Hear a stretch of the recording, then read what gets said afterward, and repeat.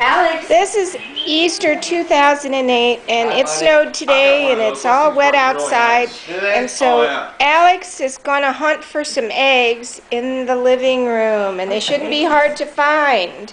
And he loves these eggs. Even really like tough screws, you just gotta keep it slow. You put it in? It'll back anything Put it in up. the bag. Like Show 'em.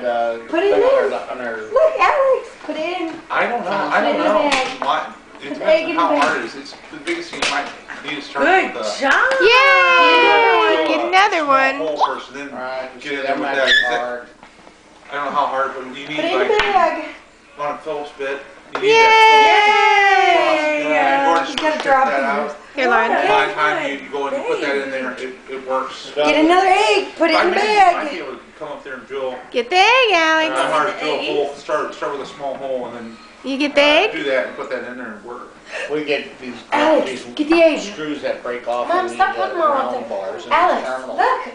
Well, you snap them off usually. Grandpa got an egg. Sled them Grandpa in got an there. egg. They're not stripped in there. You can take them out from the bottom. Boop.